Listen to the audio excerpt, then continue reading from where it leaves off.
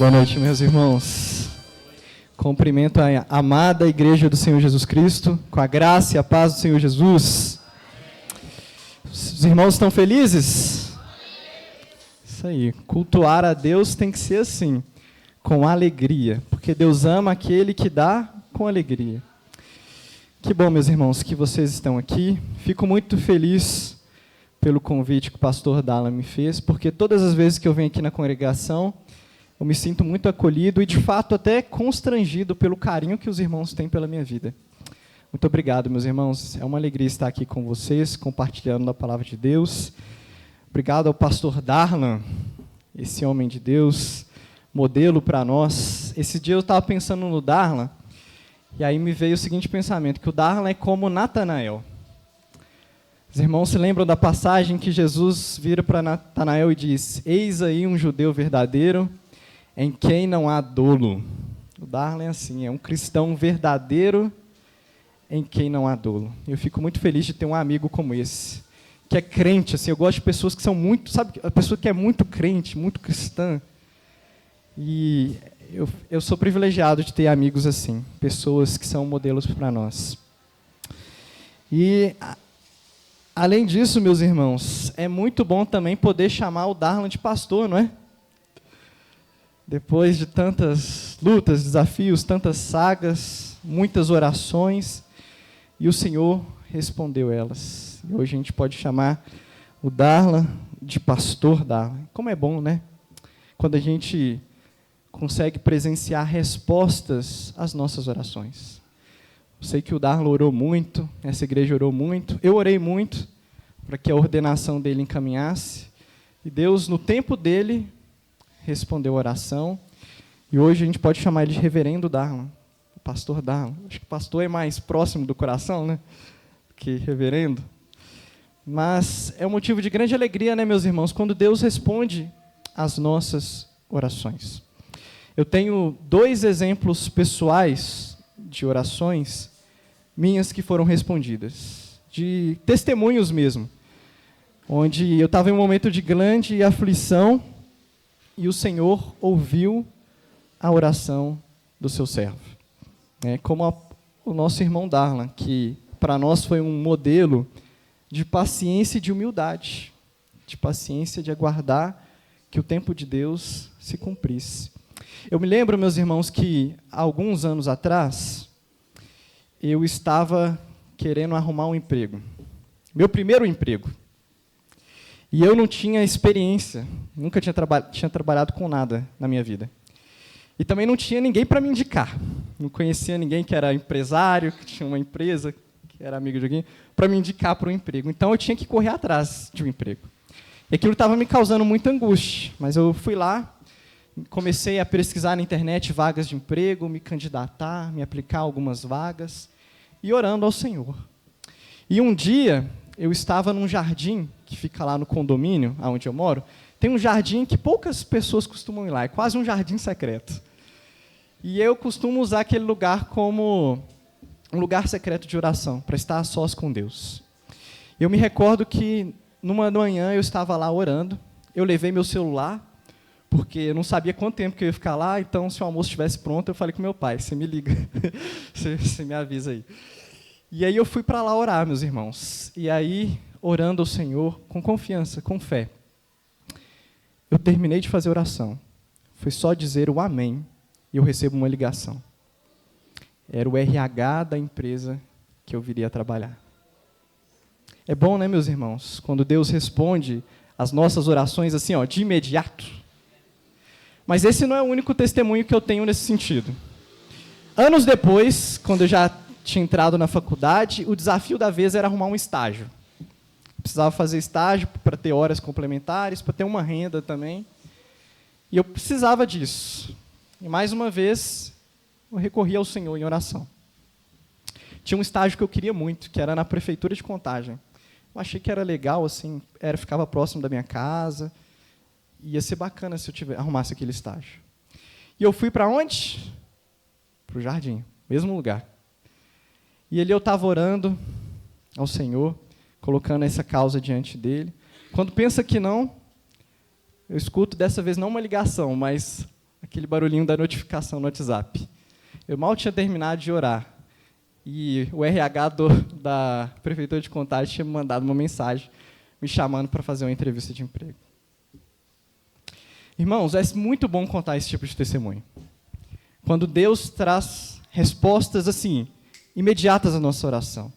Antes mesmo de eu começar a orar, Deus já estava movendo as coisas. Eles já tinham me escolhido, eles já tinham feito uma reunião, já tinham comunicado o RH, já estavam processando as coisas, documentos. Deus já tinha movido antes mesmo de eu começar a orar, e Deus veio e respondeu a minha oração. Uma resposta imediata às orações. E essas respostas são bênção para a nossa vida, revigoram a nossa fé, não é mesmo? Mas nem sempre é assim na vida do cristão. Nem sempre nós obtemos respostas imediatas às nossas orações.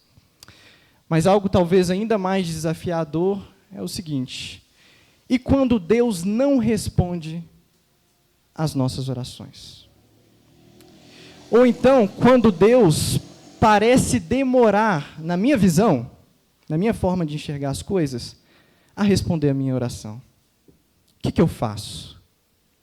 Quando eu oro e os anos vão passando, o tempo vai passando, e eu não recebo a resposta daquela oração. As coisas não acontecem. Parece que nada muda. Eu oro, e não recebo nenhuma resposta. É sobre isso, sobre esse tema, que eu gostaria de falar com os irmãos nessa noite. Quando Deus não responde às nossas orações. E para isso, meus irmãos, eu gostaria que você abrisse sua Bíblia. Eu gostaria de falar desse tema, deste assunto, à luz de uma passagem nas Escrituras que fica lá em Gênesis, capítulo 30, versos de 1 a 24.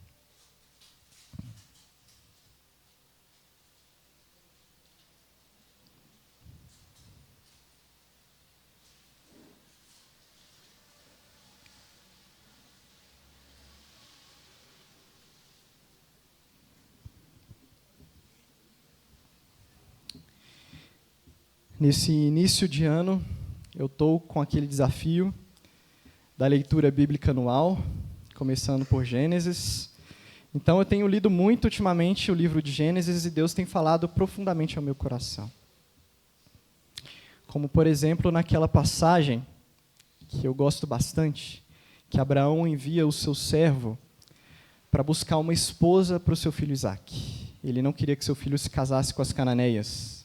Ele envia o servo para buscar entre seus parentes uma esposa para o seu filho.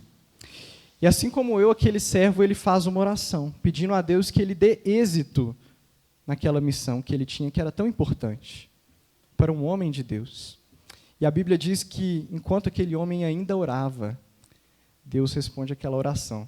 Aquela oração se cumpre ao vir Rebeca, que viria a ser esposa de Isaque, buscar água naquele poço onde aquele homem se encontrava. Mais um exemplo de resposta imediata às nossas orações. Contudo, nessa passagem que nós vamos ler agora, não parece ser esse o caso. Não parece ser uma resposta imediata de oração. Pelo contrário, vamos ver alguém que clama, que espera uma bênção e que ela demora a chegar. Gênesis, capítulo 30, verso de 1 a 24. Aqueles que acharam, digam achei, bem forte. Beleza, acho que nós podemos ler, né? Vamos à leitura do texto bíblico e após a leitura eu farei uma oração. Vendo Raquel que não dava filhos a Jacó, teve ciúmes de sua irmã e disse a Jacó: dá-me filhos, senão morrerei. Então Jacó se irou contra Raquel e disse: acaso eu estou em lugar de Deus, que ao teu ventre impediu de frutificar? Respondeu ela: eis aqui Bila, minha serva, coabita com ela, para que dê à luz, e eu traga filhos ao meu colo por meio dela. Assim, lhe deu a Bila, sua serva, por sua mulher, e Jacó a possuiu. Bila concebeu e deu à luz um filho a Jacó.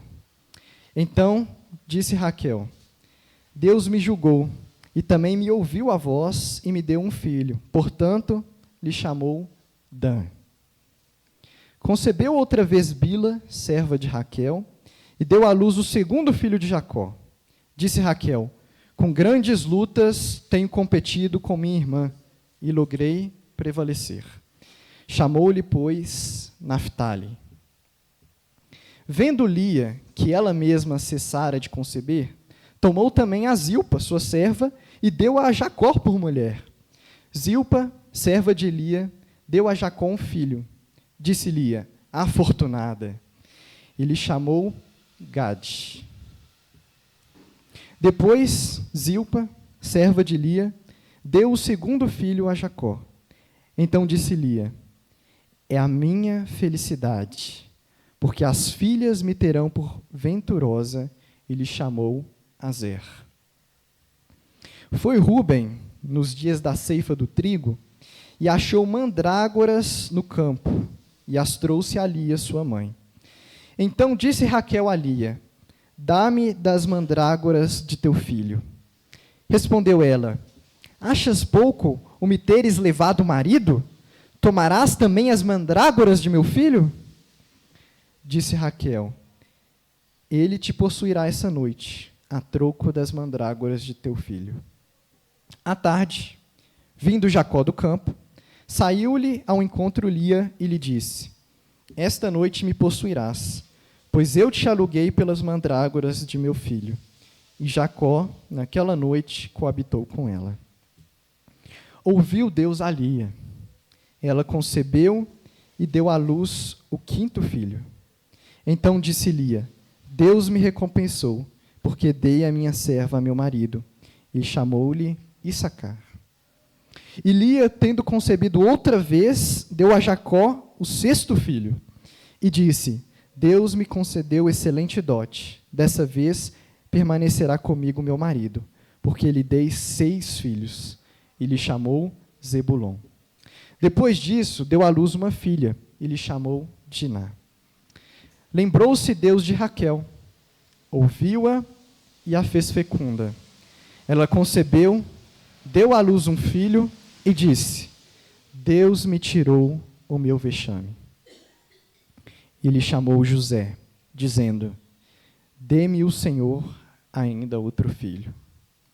Até aí a leitura da palavra de Deus, meus irmãos. Abaixe suas cabeças, feche seus olhos. Vamos falar com Deus. Pai nosso, que estás nos céus. Nossa oração nessa noite, Pai, é para que acima de todas as coisas, o seu nome seja santificado. Convém, ó Deus, que as nossas vidas possam demonstrar ao mundo, a quem quer que nos olhe e nos contemple, o quão santo, o quão digno, o quão puro é o Senhor nosso Deus. Papai, a tua palavra foi aberta e lida nessa noite. Nós temos meditado nela, temos entoado louvores, temos, ó Deus, levantado a Ti orações, clamando pela Tua presença neste culto. E nós te rogamos agora, Pai, humildemente, no nome santo de Jesus Cristo, que o Senhor fale ao nosso coração. Que o Senhor tome cativa, Deus, as mentes, as concentrações, toda a nossa atenção agora à palavra do Senhor. Para que o Senhor, ó Deus, ministre aos nossos corações. Que sejamos cheios de Ti. Que nessa noite, ó Deus, não tenhamos vindo à igreja meramente para fazer um ato religioso, mas para ter um encontro com Jesus Cristo. Para ouvir a Tua voz, ouvir o Senhor falar aos nossos corações e assim o Senhor alimentar as nossas almas famintas. Porque sabemos, ó Deus, que não só de pão viverá o homem, mas de toda a palavra que sai da boca de Deus viverá o homem. Deus, nós estamos diante da Tua palavra. Fala conosco.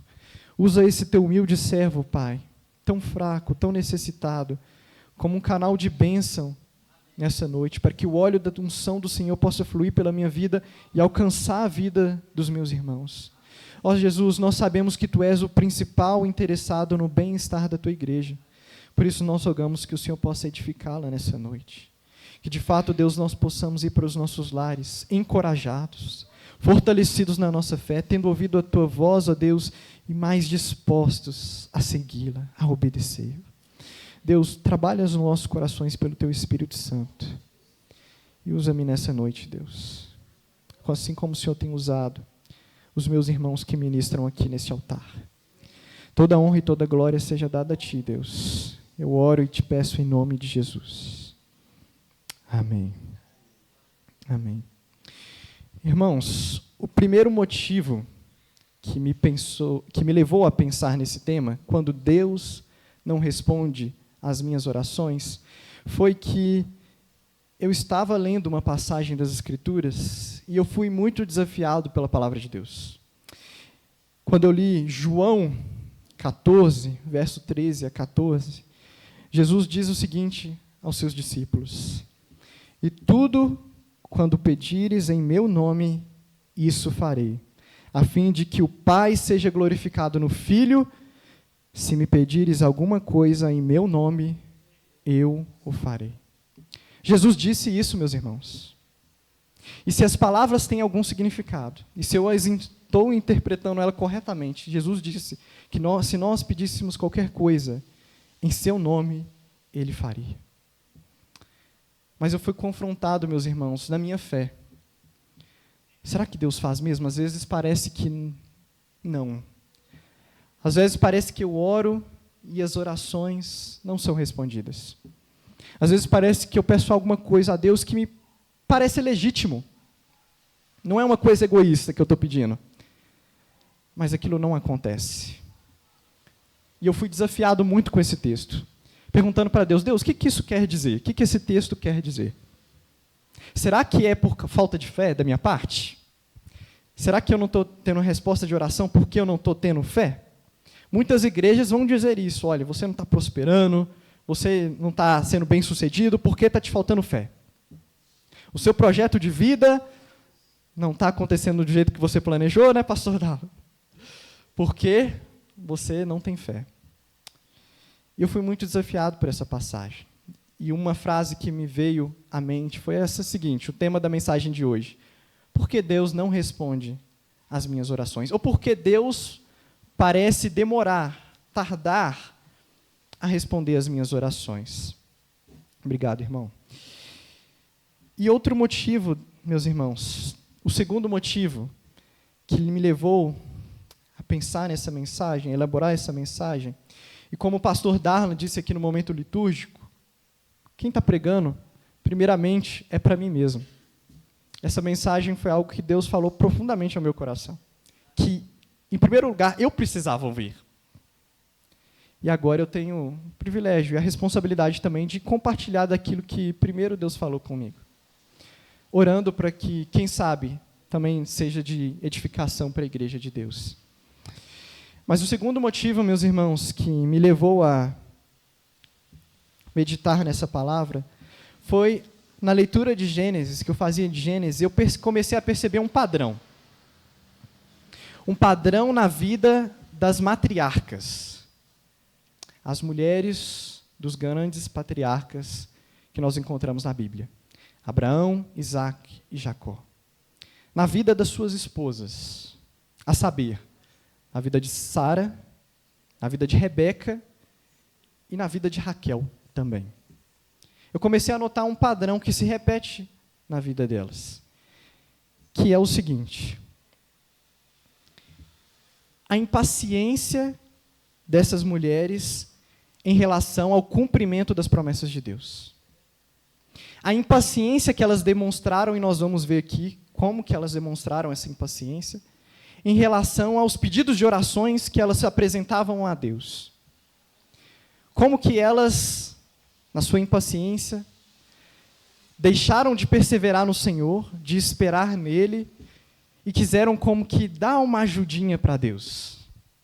As promessas estão demorando a se cumprir. O que a gente faz? A gente tem que fazer a nossa parte.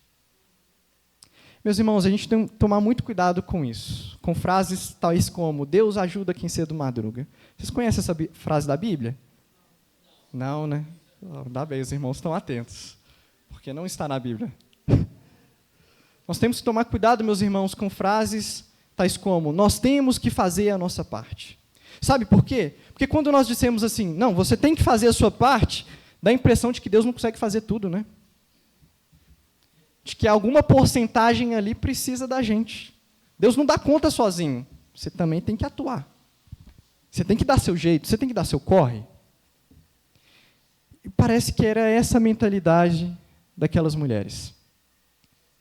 Elas quiseram dar uma ajudinha para Deus, para a promessa se cumprir mais rápido. Está demorando muito. Será que vai acontecer mesmo? Talvez Deus esteja esperando você agir. Fazer alguma coisa, tomar uma atitude.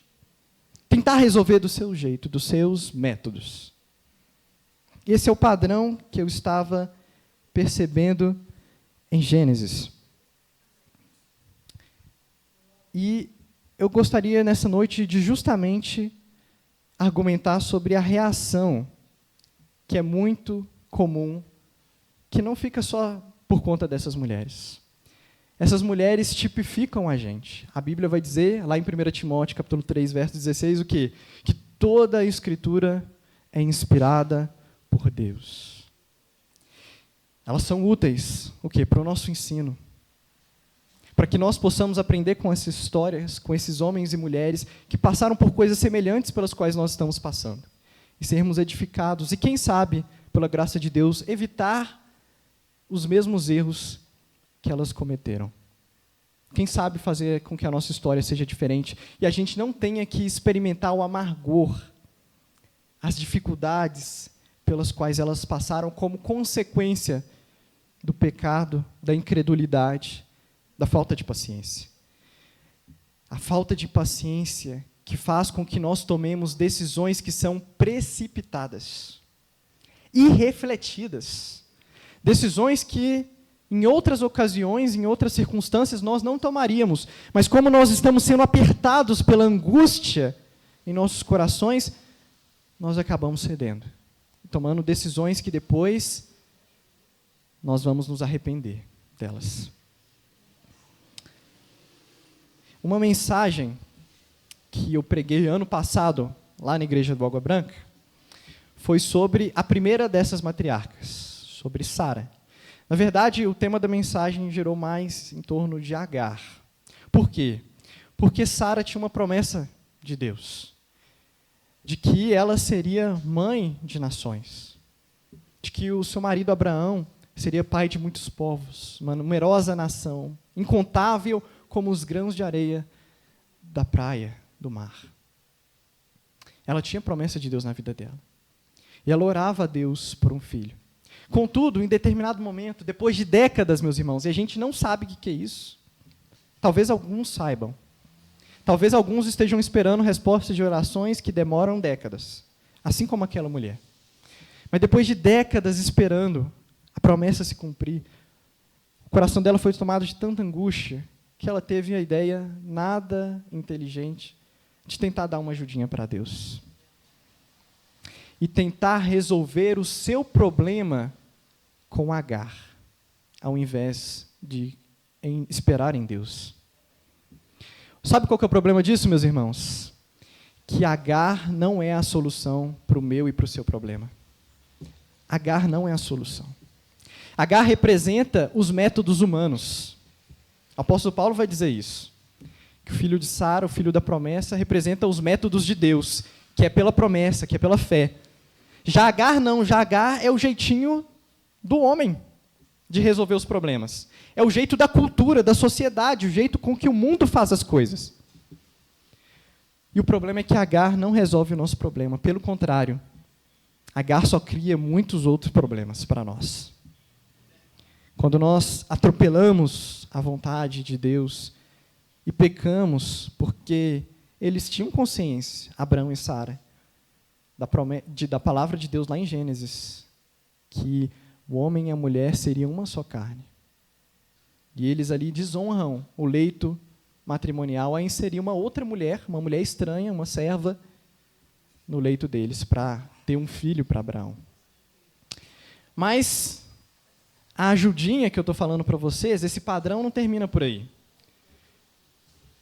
A promessa de Deus se cumpre porque Deus não está interessado na nossa agenda. Ele é tão gracioso, Deus, que mesmo a gente quebrando a cara, fazendo as coisas do nosso jeito, sabe, dando com burros na água, Deus é gracioso e misericordioso. A promessa dele se cumpre. E ela se cumpriu na vida de Sara. Aos 90 anos de idade, ela deu à luz um filho, Isaque. Chegou, como eu disse aos irmãos, a idade de Isaque se casar. Deus providencia para ele uma esposa abençoada, uma mulher de Deus, chamada Rebeca.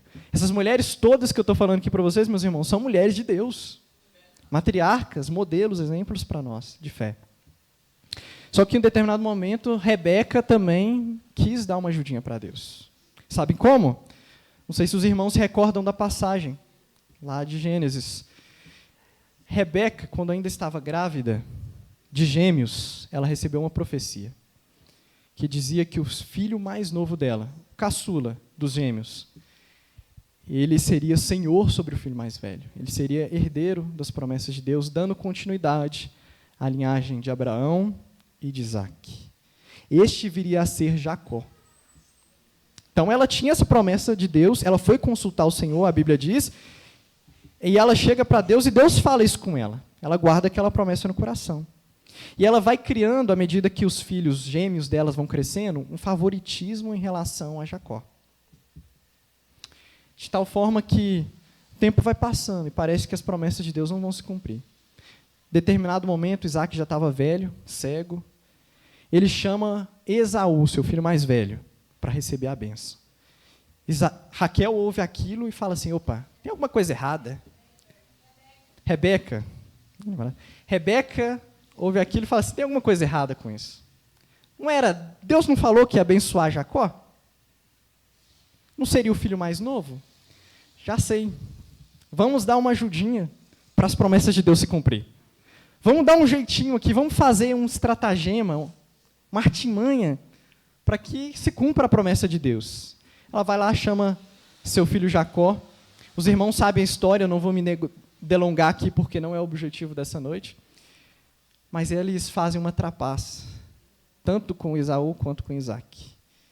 Jacó acaba obtendo a bênção, que não era para ele receber. Ou era, segundo os propósitos de Deus, mas não daquele jeito. Percebam o padrão, meus irmãos, de enganação? Percebam o padrão de impaciência, de esperar em Deus, confia em Deus, se Deus falou, vai se cumprir. Mas muitas vezes, meus irmãos, nós, assim como essas mulheres, acabamos tomando métodos até mesmo pecaminosos para fazer com que a vontade de Deus, aquilo que a gente está orando e esperando, se cumpra na nossa vida. Meus irmãos, tomem cuidado com isso. Que isso sirva de exemplo para nós nessa noite. De exortação. Tomem cuidado em tentar dar uma ajudinha para Deus. Mas, meus irmãos, se parasse por aí, já estava de bom tamanho essa exortação, né? Mas o problema é que não acabou. Ainda tem mais. Se a gente ainda fosse pentecostal, pastor Darla, a gente diria até que é maldição hereditária. Mas como a gente é reformado, vamos só dizer que é padrão de comportamento? Percebam, meus irmãos, aqui há um padrão de comportamento na vida dessa mulher. Um padrão de impaciência que chega na vida do neto de Abraão, Jacó. Sara, Rebeca, e depois chega a vez de Jacó.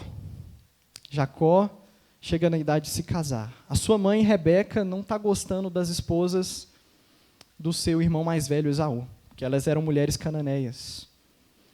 E também, visto que Jacó tinha enganado seu irmão Esaú, que tinha jurado ele de morte, ela disse para o seu filho mais novo, foge daqui, vai para a casa do meu irmão Labão, lá na terra da Mesopotâmia, lá longe, foge dele, fica lá até a ira dele passar. E é isso que Jacó faz. Aquele enganador, trapaceiro, vai buscar seu destino aí nesse mundo. Mas ele estava com a bênção de Deus, ele tinha recebido a bênção irrevogável do Senhor. Jacó parte nessa missão, ele vai para a casa do seu sogro Labão, e lá ele vê duas moças. Uma chamada Lia, a filha mais velha daquele homem chamado Labão, e a sua irmã caçula, chamada Raquel. Acontece, meus irmãos, que nessa história, para encurtá-la, o trapaceador é trapaceado. O enganador é enganado. Aquele que conseguiu vantagens pessoais por meio de fraude, ele é vítima de uma fraude. E das grandes, assim. O que acontece? Jacó, apaixonado por Raquel, faz um acordo com seu sogro, Labão. Ele vira para ele e fala assim: eu vou trabalhar 7 anos para que eu possa desposar Raquel, porque eu amo muito ela. E a Bíblia diz que ele amava de fato, ele era completamente apaixonado por Raquel. De tal forma com que aqueles 7 anos se passaram como poucos dias. Mas acontece que, na noite de núpcias, imaginem comigo, uma tenda no Antigo Oriente, tudo escuro, não tinha luz elétrica, não tinha nada disso. E as mulheres ainda tinham o costume de usar um véu. Labão, no meio da noite, vai lá e insere na tenda nupcial a sua filha mais velha, Lia, ao invés de Raquel, que era por quem ele tinha trabalhado para se casar. Veja só a confusão. Então, aquele homem acaba se deitando com Lia sem saber que ele estava se deitando com ela, que não era a mulher que ele queria, e acaba desposando ela. Não tinha volta. Não é que nem hoje em dia que o pessoal aí faz fornica, faz filho, depois não está nem aí para assumir responsabilidade. Naquilo ali era um casamento. Ele se casou com aquela mulher que ele não queria casar. E ele chega para Labão para buscar tirar satisfação com ele. Irritado, bravo com ele. Afinal de contas, meus irmãos, é uma coisa terrível. Aquele homem que foi para lá para conseguir uma esposa, acabou saindo de lá com 2. E ainda por cima, 2 irmãs. Imagina a confusão. Isso aqui não precisa ser um gênio para saber que isso não vai dar tão certo. Vai dar problema isso. E, meus irmãos, eu lembro que, certa vez, eu assisti um filme italiano que falava sobre a vida de Jacó. E nesse livro ele representava Lia como uma mulher muito feia. E Raquel uma mulher deslumbrante, muito bonita. Meus irmãos, a Bíblia não diz que Lia era feia, assim. Deixando a liberdade artística lá dos autores de lado, a Bíblia vai dizer que, de fato, Raquel era uma mulher muito atraente, muito formosa. E sobre Lia vai dar a seguinte característica, que Lia ela tinha os olhos baços, ou olhos meigos, ou talvez olhos sem brilhos. O que isso quer dizer? Talvez isso quer dizer simplesmente que ela não era tão bonita como Raquel. Não quer dizer que ela era feia. Que ela tinha olhos meigos, sem brilho, assim, não chamava tanta atenção pela sua aparência, como a sua irmã Raquel, que era à vista deslumbrante. Aquele homem bate o olho nela e ele se apaixona por ela. E essa história, meus irmãos, vai terminar num final de problemas e desavenças muito grandes para essa família, que vai ecoar não somente na vida deles, mas ao longo de muitas e muitas gerações. Toda essa história, meus irmãos, que eu estou contando para vocês, mostra o seguinte: o amargor que é fruto da nossa impaciência e da nossa incredulidade. Quando nós deixamos de confiar em Deus para resolver os nossos problemas e resolvermos fazer a nossa parte. Quando nós deixamos de esperar no Senhor e tentamos resolver os problemas da nossa maneira. E aí, meus irmãos, nós chegamos ao capítulo 30 dessa história. Até aqui eu fiz uma introdução para que vocês tivessem um panorama desse contexto, para que nós chegássemos e pudéssemos entender esse capítulo 30 de Gênesis. Deus havia abençoado Lia, porque ela era desprezada, preterida pelo seu marido. E Deus abre o ventre dela e ela dá à luz a muitos filhos a Jacó. Vendo que a sua irmã, que era a sua rival agora, estava dando muitos filhos a Jacó, e filhos naquela época era um sinal de bênção, assim como hoje, mas naquela época ainda mais. Rebeca começa a ficar muito... Raquel. É difícil esses nomes aí, dessas matriarcas que são muito parecidos. Raquel começa a ficar muito angustiada no seu coração com aquela situação toda. A tal ponto, meus irmãos, que lá no verso de número 1, ela vai virar para o seu marido e vai dizer: dá-me filhos, senão morrerei. A angústia daquela mulher, do coração daquela mulher era tão grande que ela preferia morrer do que ver a sua irmã ter mais um filho e ela ficando ali. Apenas para a tia. Apenas vendo a sua irmã criar os seus filhos. E toda aquela descendência prometida por Deus que viria, que seria abençoada, se cumprindo apenas na vida da sua rival e não na vida dela. Mas, meus irmãos, ao invés de Raquel humildemente esperar em Deus e confiar nos planos que Ele tinha para a vida dela, sejam eles quais forem, porque Deus tem um plano na vida de todos nós cremos nisso, amém? Nós cremos que Deus tem um plano na nossa vida, um chamado para nós. Mas, meus irmãos, nós precisamos confiar no Senhor, que Ele é mais sábio do que nós, que Ele sabe o que é bom para a gente. E que muitas vezes nós não sabemos o que é bom. Mas ao invés de ter essa sabedoria, Raquel decide tomar a iniciativa. O que ela faz? Em primeiro lugar, ela tem a velha ideia de usar a sua serva para ter um filho. De novo. A mesma ideia, ruim. Ela não aprendeu com a história da avó do seu marido. E ela decide usar uma das servas dela para ter filhos por meio dela. Era uma cultura naquele Oriente de que as mulheres que eram estéreis, as mulheres que não podiam ter filhos, elas utilizavam de uma serva, dando ela para os seus maridos, para que, coabitando com elas, elas pudessem ter filhos que nascessem nos joelhos delas, como que se fossem criados por ela mesma. Adotavam aquela criança como um filho legítimo. E Jacó atende, né? A mulher estava muito brava com ele. Ela estava desesperada. Ela chega para ele e vai falar assim: se você não me dá filhos, eu vou morrer. E Jacó fica bravo porque ele fala assim: por acaso eu sou Deus que pode dar filhos?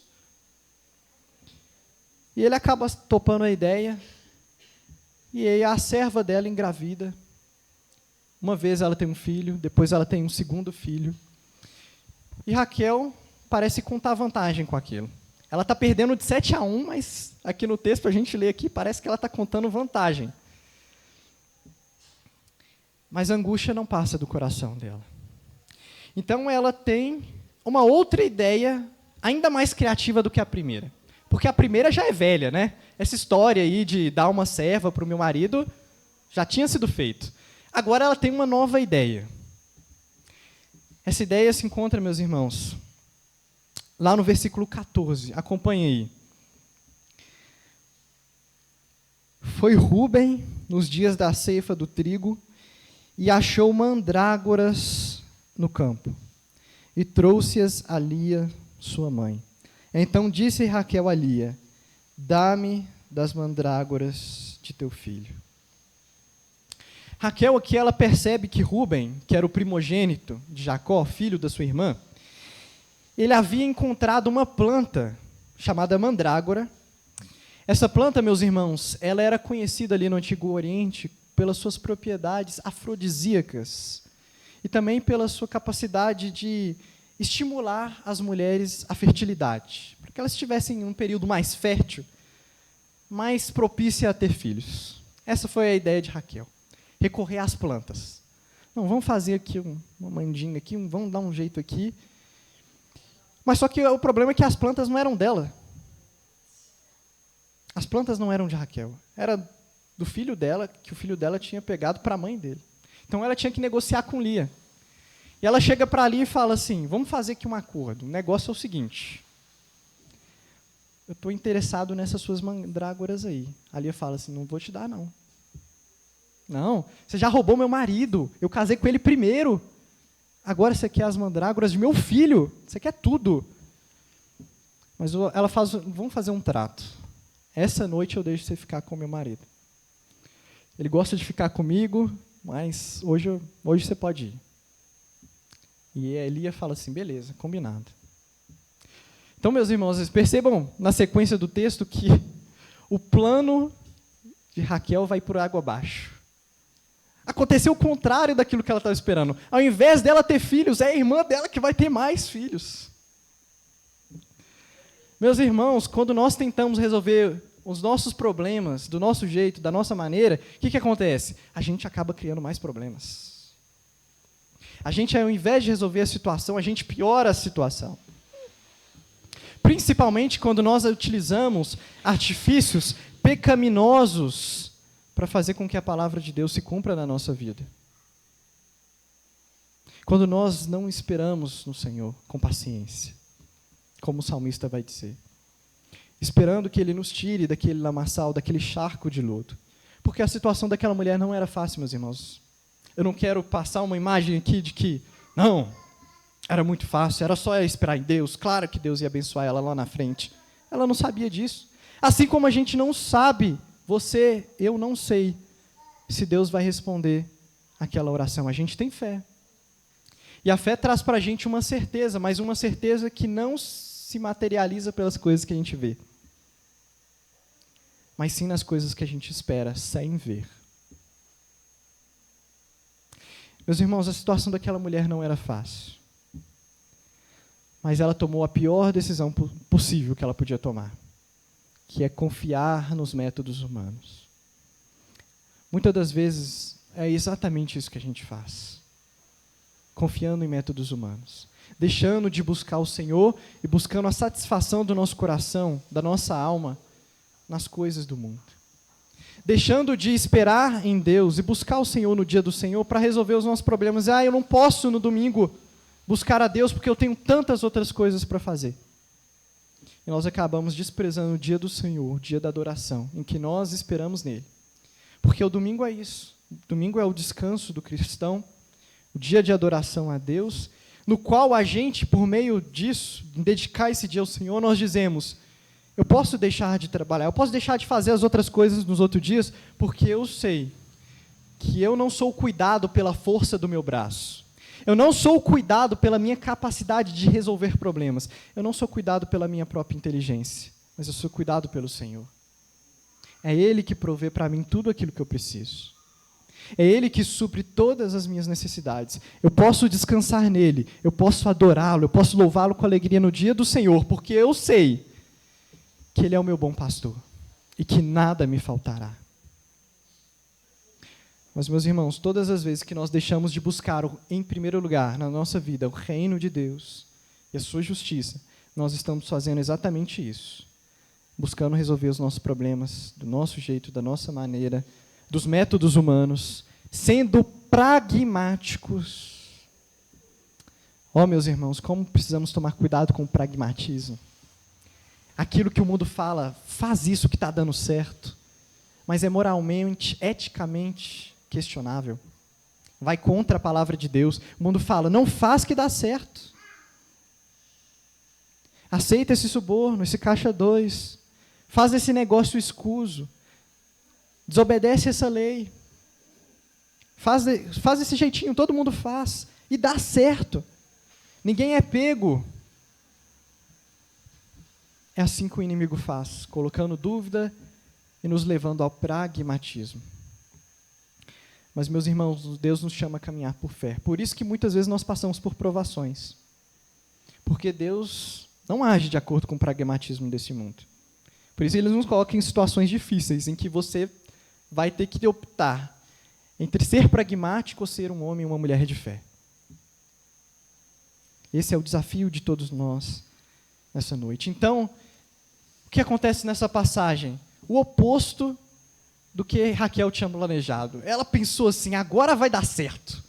Usando essas plantas mágicas, místicas aqui, eu vou ter um filho. Vai dar certo, confia. Mas ela não confiou em Deus, ela confiou nas plantas. E acabou que deu errado. Lia deu mais 3 filhos para Jacó. Deus ouviu Lia, que esperou nele. Todas as tentativas de Raquel de resolver o seu problema se esgotaram. Agora ela não tinha mais nenhuma ideia criativa. Acabou as ideias criativas. O que eu vou fazer?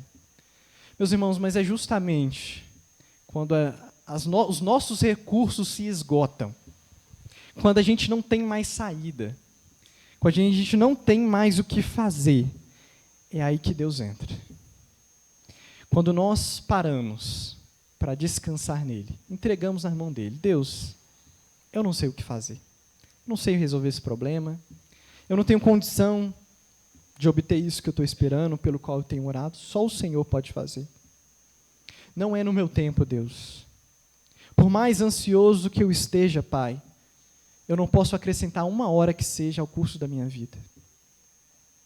É só o Senhor que sabe o seu tempo, e o tempo do Senhor é perfeito. Meus irmãos, quando nós chegamos nesse patamar, onde a gente cessa as nossas atividades e se assenta aos pés do Senhor para ouvi-lo, para esperar nele, é aí que Deus entra na história. Deus já estava guiando a história, mas Ele espera que nossos recursos se esgotem para que Ele possa usar os dele. Quando nós aprendemos essa difícil lição, que é confiar nele. Essa lição, meus irmãos, não é difícil porque Deus não seja digno de confiança. Pelo contrário, Deus é totalmente digno da nossa confiança nele. Ele é fiel, como nenhum outro, como nenhum ser humano é fiel. O problema é que nós somos infiéis, que nós somos incrédulos, que nosso coração está cheio de dúvida. Será, Deus? Será que Deus vai fazer? Será que Deus é bom mesmo? Será que Deus é amor mesmo? Será que Deus cumpre suas promessas? Será que Deus se importa comigo? Será que Deus me vê? O problema está na nossa incredulidade. Mas Deus entra na história daquela mulher para mudar a história dela, para responder a sua oração. Isso nós encontramos lá no verso 22. Acompanhe comigo. Lembrou-se Deus de Raquel, ouviu-a e a fez fecunda. Meus irmãos, eu quero te dizer nessa noite que aquilo que você não pode fazer, Deus pode. Deus pode todas as coisas. Nada é difícil ou impossível para o Senhor. Eu não sei qual é o pedido de oração que você vem guardando e apresentando diante do Senhor por anos. Se é a conversão de um ente querido, se é a cura de uma enfermidade, se é uma mudança na sua própria vida, um crescimento espiritual, a libertação de algum pecado que tem te tornado cativo, se é uma transformação no seu casamento, na sua vida de forma geral, no seu trabalho, se é te dar alegria na salvação de Deus, tirar você da angústia, da tristeza, da depressão. Eu não sei qual é o seu pedido de oração, mas o que eu sei é que não há nada difícil ou impossível para o Senhor. A Bíblia diz que Raquel concebeu, deu à luz um filho e disse: Deus me tirou o meu vexame. O Deus a quem nós servimos, meus irmãos, é o Deus que é poderoso para tirar de nós o nosso vexame. Um vexame que, talvez esse vexame foi nós mesmos. É culpa nossa, de coisas que a gente fez de errado ano passado. Mas o nosso Deus perdoador, Ele é poderoso também para perdoar os nossos pecados, apagar as nossas iniquidades, nos purificar de toda injustiça e tirar o nosso vexame, mudar a nossa história. Ela concebeu, deu à luz um filho, deu à luz José, porque Deus lhe tirou o vexame. Eu já estou encerrando, meus irmãos, agora eu gostaria de passar para a conclusão e algumas aplicações para mim e para a sua vida, desse texto, dessa história, que possa servir de modelo para nós. Eu quero dizer somente mais algumas palavras. Em primeiro lugar, o verso de número 24 me chama muita atenção. Raquel chamou aquela criança, o filho que Deus deu para ela, de José, dizendo: Verso 24. Dê-me o Senhor ainda outro filho. Meus irmãos, que coisa maravilhosa. Deus mudou a mentalidade de Raquel.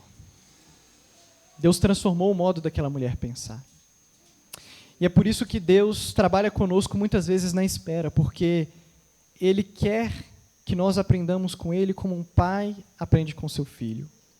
No dia a dia, na espera, na paciência, na mansidão, na humildade, na longanimidade.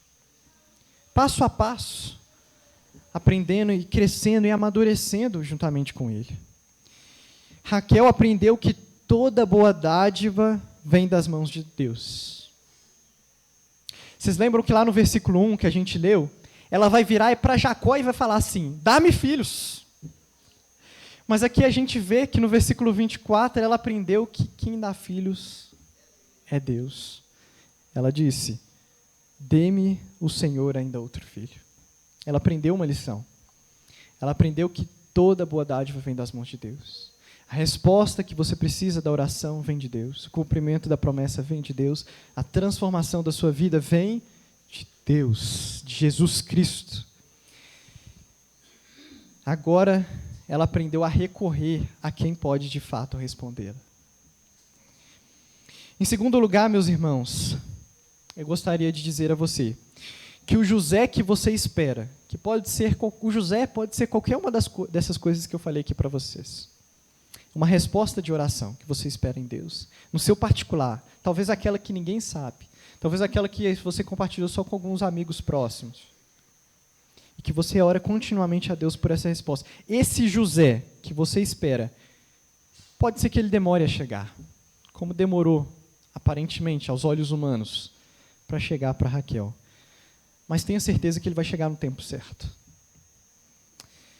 Se é do plano de Deus que esse José chegue na sua vida, ele vai chegar.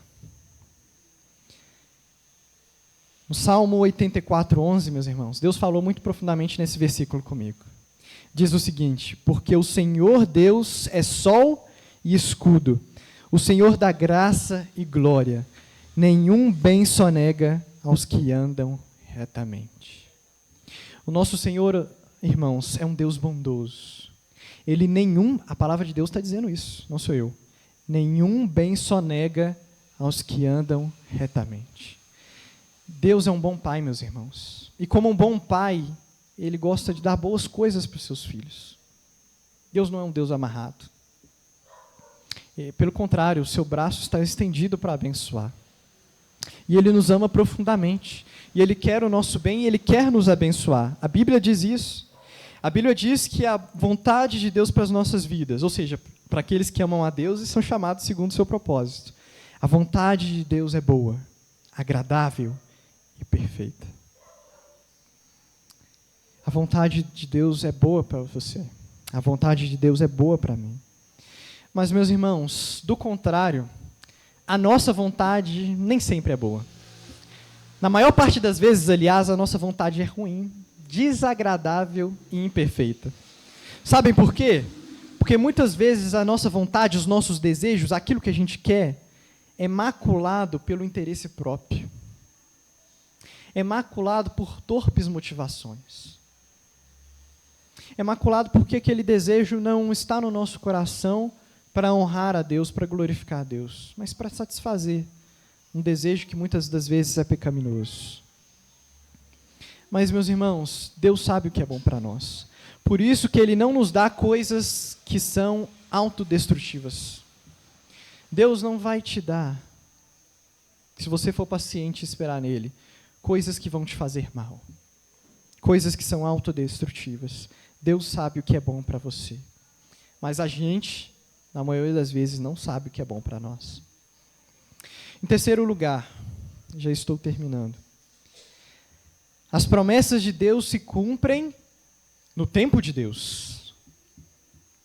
E o tempo de Deus, meus irmãos, é perfeito. Não é como o nosso.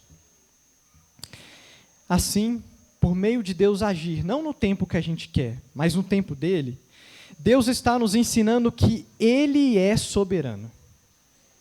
Ele é soberano sobre o tempo. E assim ele mostra que ele está no controle de todas as coisas, nós não. As coisas não têm que acontecer na hora que a gente quer, do jeito que a gente quer. Ele tem controle sobre todas as situações, sobre todas as circunstâncias.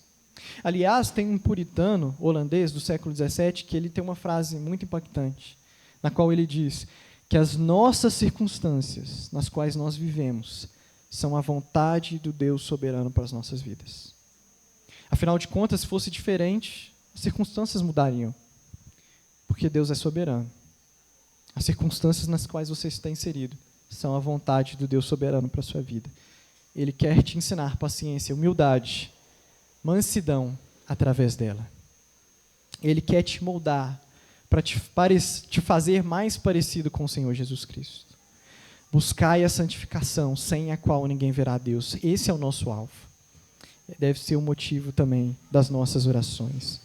Meus irmãos, Deus agir no tempo dele, que não é o nosso, também nos ensina e nos ajuda a não cair na armadilha de achar que Deus é como um gênio da lâmpada. Que basta a gente esfregar, fazer alguns rituais, que ele aparece para suprir todos os nossos desejos. Meus irmãos, que fique claro no nosso coração nessa noite, Deus não é o nosso mordomo.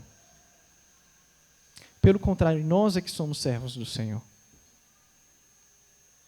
Então não trate Deus por meio das suas orações, porque muitas vezes a gente fica assim, né, emburrado com Deus. Deus não está me respondendo, Deus está demorando a me responder. E aquilo vai gerando amargura no nosso coração, impaciência, que nos leva a cometer esse pecado, de querer dar uma ajudinha para Deus.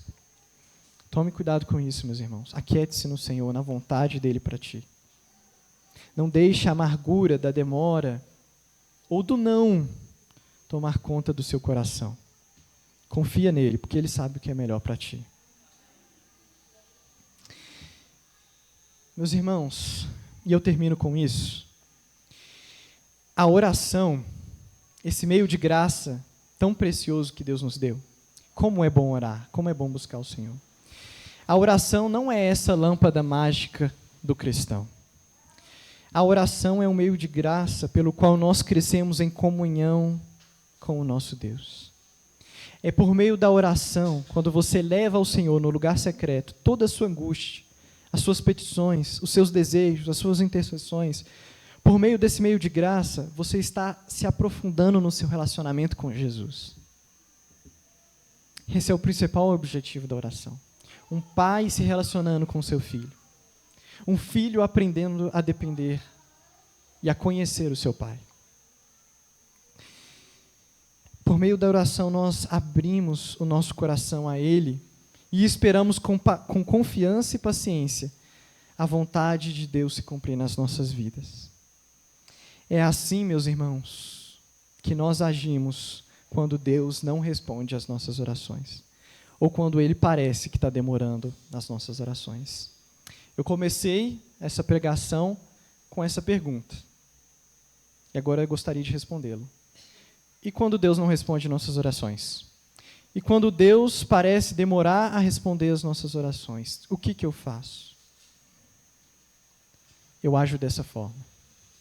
Eu espero com paciência no Senhor. Eu descanso nele, eu continuo confiando, eu continuo obedecendo, eu continuo adorando, eu continuo louvando, eu continuo bendizendo o nome dele, como nós lemos no momento litúrgico.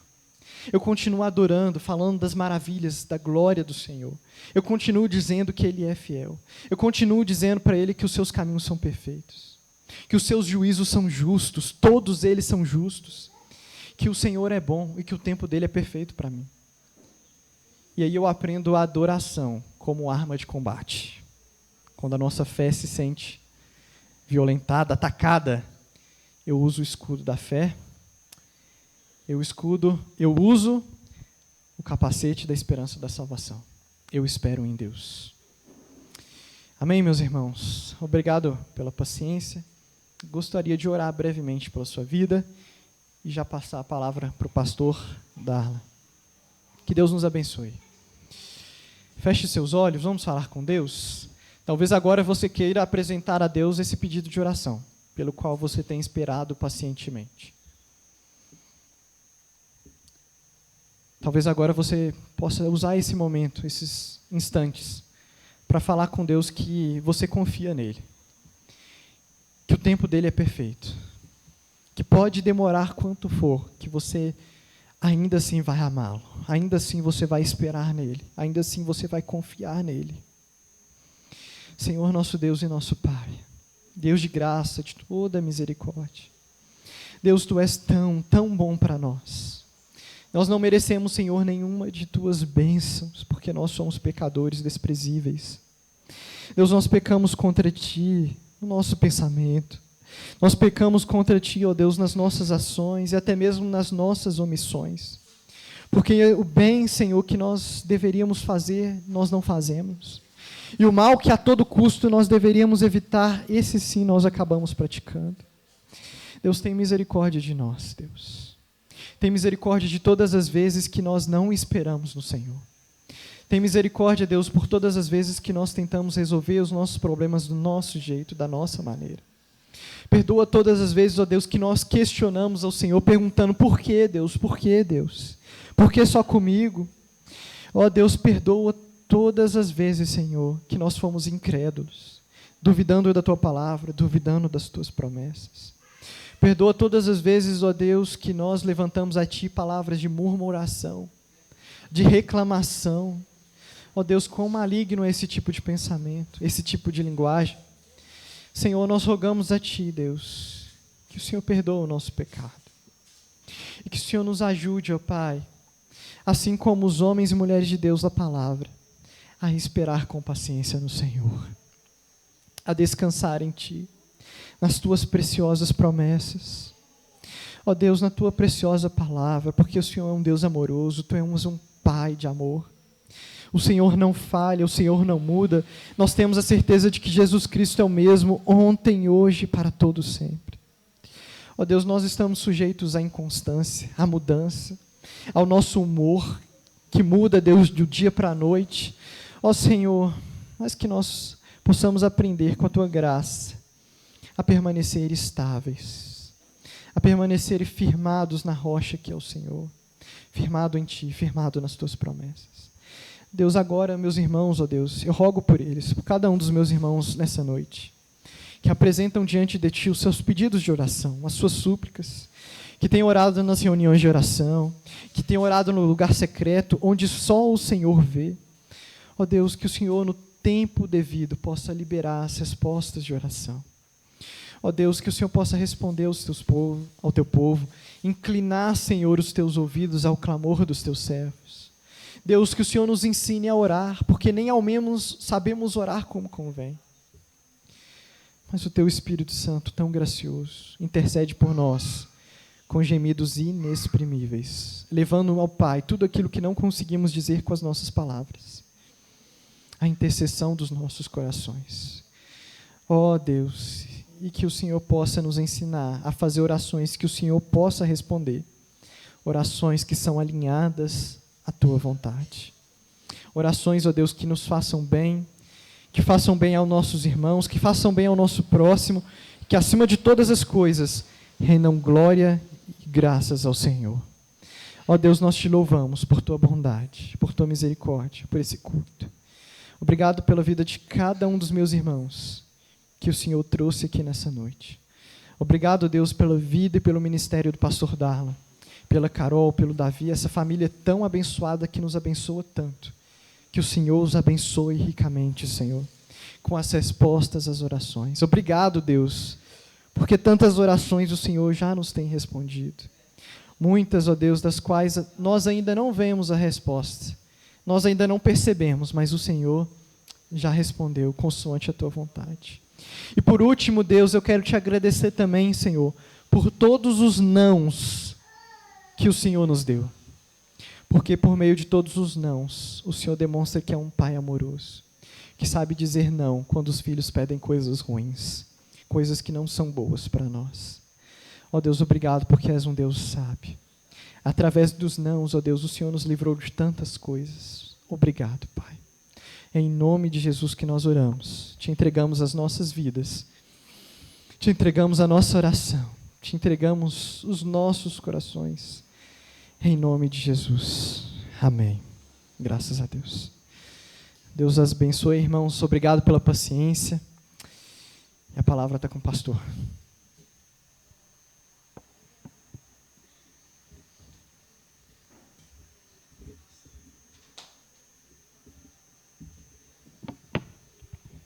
Louvado seja Deus pela vida do nosso querido irmão presbítero Guilherme, pela essa palavra que certamente falou aos nossos corações. Deus te abençoe, viu, meu irmão? Sempre bom tê-lo conosco.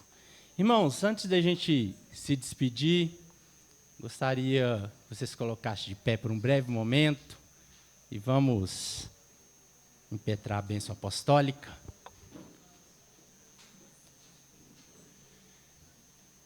Que a graça do nosso Senhor e Salvador Jesus Cristo, o amor de Deus, o Pai, e a doce, eterna comunhão do Espírito Santo de Deus seja com cada um de nós, todos os dias das nossas vidas, e que possamos continuar esperando pacientemente na graça desse nosso bom Deus. Em nome de Jesus. Amém. Igreja Presbiteriana, desde 1859, transformando vidas com a palavra de Deus.